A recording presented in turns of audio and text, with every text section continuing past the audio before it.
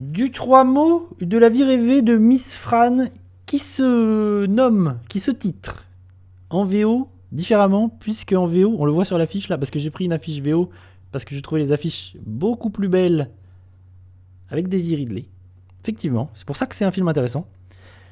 En VO, c'est Sometimes I Think About Dying. C'est-à-dire parfois, je pense à la mort. Ce qui n'a pas grand-chose à voir avec le titre français. C'est un peu dommage. Mais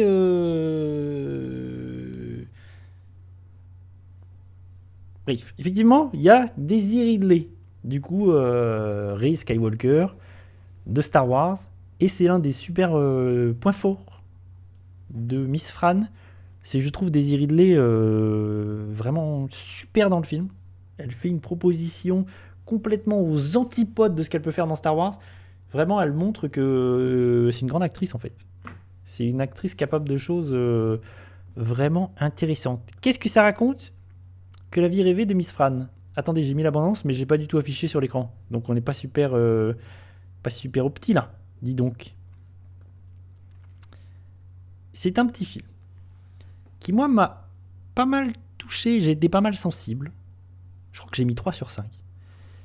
Mais c'est un film qui, je pense, va peut-être décontenancer pas mal de monde et on peut le voir comme un petit objet. Un petit film sans conséquence. Et c'est aussi intéressant parce que je crois que c'est un premier film aussi de Rachel Lambert, réalisatrice. Et comme le titre original le laisse à penser, ça parle de... Il y a pas mal ça parle de la dépression.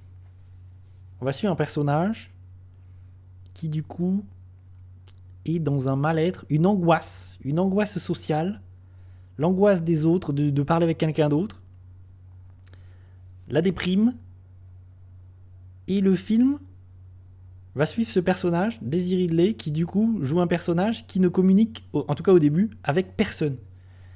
Et Daisy Ridley, ça le joue, mais à la perfection. Ce personnage qui, du coup, est refermé sur elle-même, a peur de toute interaction sociale,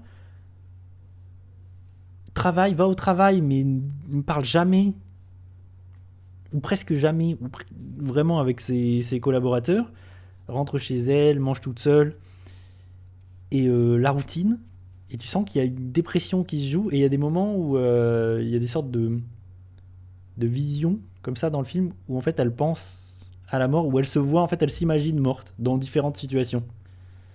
Dans des espèces de plans comme ça, un peu théâtral, un peu mise en scène. Est-ce que j'ai mis tout pour que ça relance? Et du coup, au début, c'est un peu étrange, parce qu'en fait, on suit ce personnage dans sa routine, et elle est tout le temps à l'image, Daisy Ridley, mais c'est le monde autour d'elle qu'on va suivre, en fait.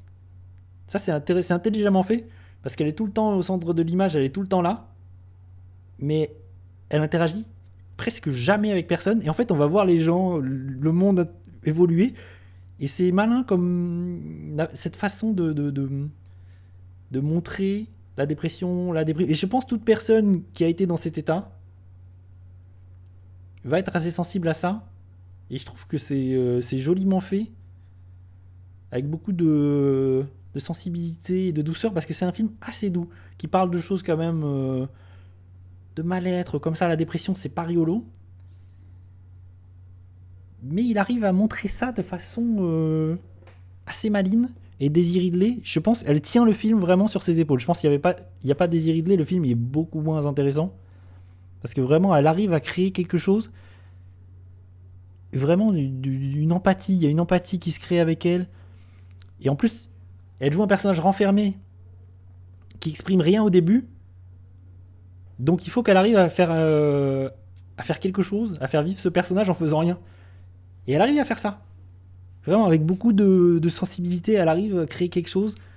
Vraiment, je l'ai trouvé assez fantastique dans le film. Et j'ai pas raconté du coup ce qui se passait. C'est qu'on suit ce personnage qui a une petite routine comme ça, on sait même pas c'est quoi son travail. Si je crois, tu la vois travailler sur des ordinateurs et elle dit qu'elle aime faire des tableaux Excel. Et Ça m'a semblé. Le film est assez court, hein, ça dure 1h30, 1h20. Et pourtant, le début te semble assez long parce que c'est la routine. Et tu suis ce personnage désœuvré, désemparé. Et il y a un moment donné, il y a un élément perturbateur où en fait il y a quelqu'un à son travail qui démissionne, qui part à la retraite. Et du coup, il y a une nouvelle entité qui arrive, élément perturbateur. Et cette personne va essayer de communiquer avec Daisy Ridley, avec Fran, avec Miss Fran. Et là, du coup, il va se passer quelque chose avec lui.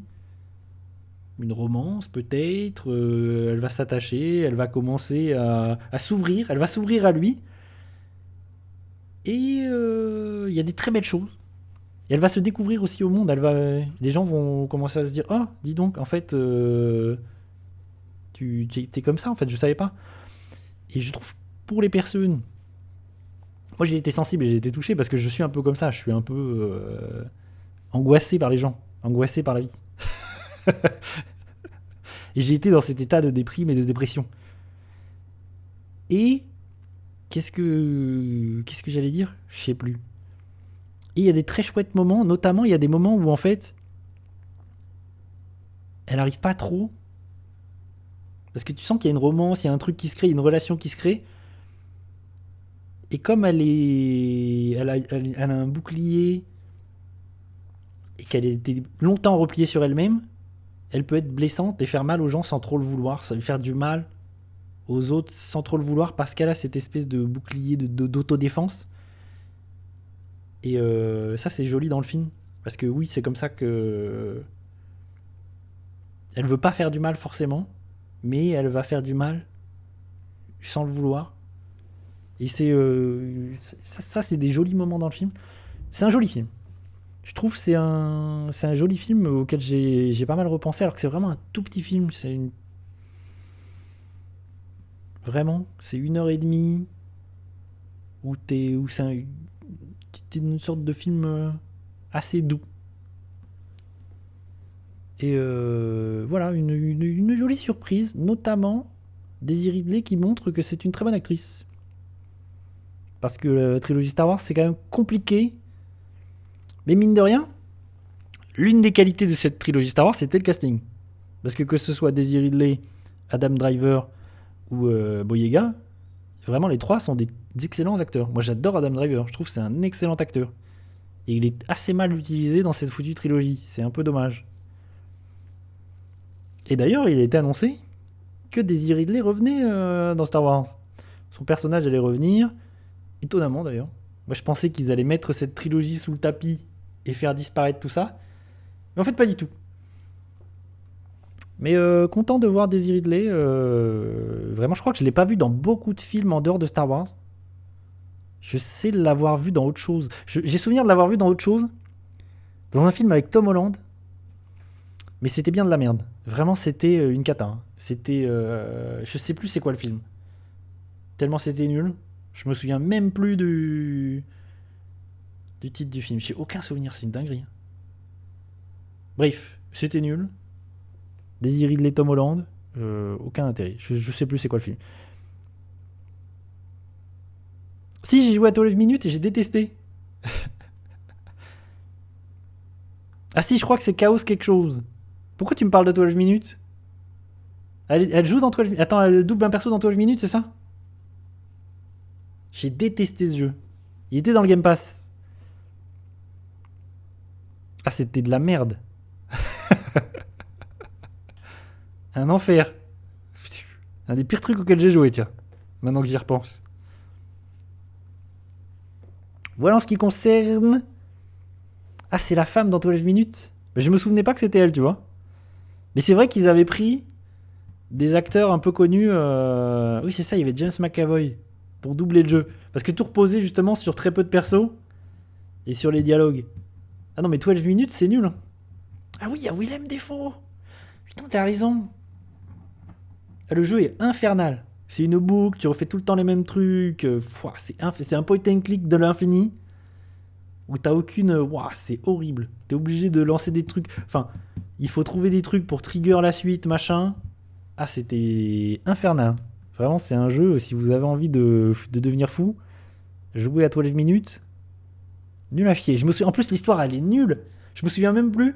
Je me souviens plus exactement ce que c'est l'histoire, mais l'histoire, elle était nulle à chier. Vraiment, j'étais là à la fin. Oh là là, tout ça pour ça, vous êtes sérieux? C'était éclaté. Ne jouez pas à 12 minutes. Même pour Daisy Ridley. Par pitié.